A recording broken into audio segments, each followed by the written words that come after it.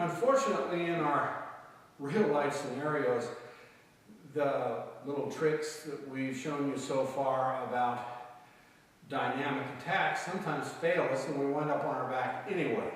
You trip over something, you slip on the concrete, you slip on some ice. So we need to address the issues where you do wind up on the ground.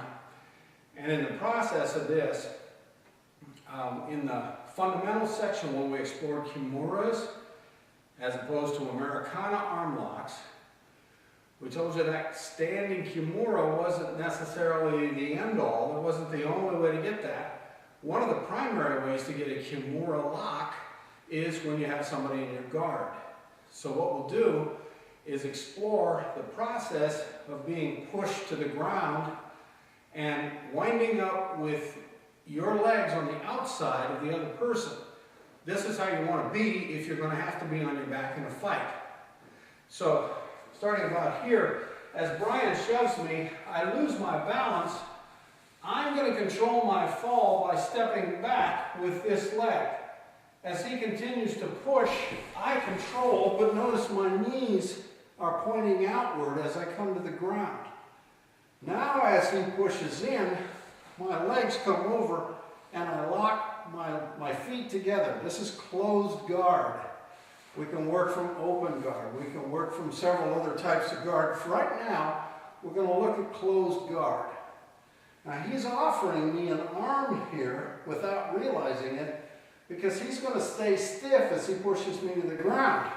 So I'm going to force this hand down and I'm going to kick up over the top. At the same time, I hit him with this knee. Now watch the dynamics of that again. I push this hand down. As I'm doing a sit-up, I'm going to kick this knee into his shoulder, and we're going to go over, wrap on our own arm. Gosh, where have we seen this before?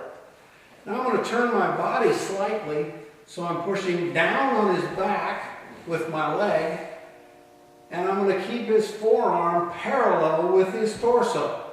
I'm not looking for a hammer lock. I want his forearm to be parallel with his spine. And I just force the hand backwards. That's going to tear the shoulder right out of the front of the socket. I'm also going to pin his upper arm to my chest using my upper arm. So I'm pinning this part of his arm to my chest and I'm pushing this hand backwards till I get the tap. Once this guy's cooperating, now we're going to go back to the lock we saw earlier, the omoplata.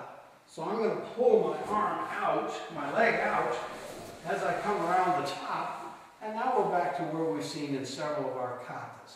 Let's look at that from another angle up to this point.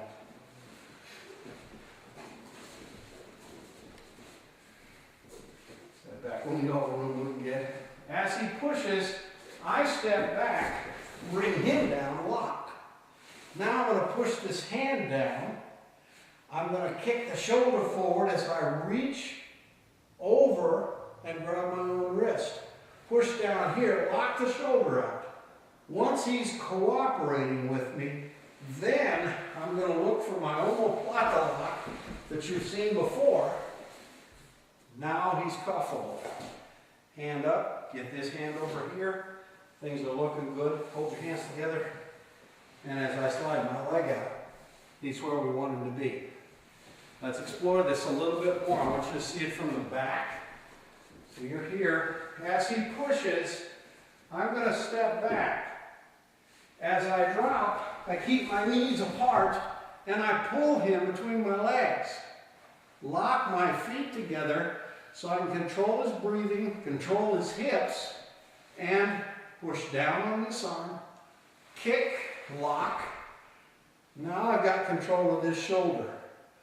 Once he's a good guy and all repentant and ready to go to church, now I can start thinking about getting this other leg over the top so that I'm into my omoplata where we can cuff this bad boy up again.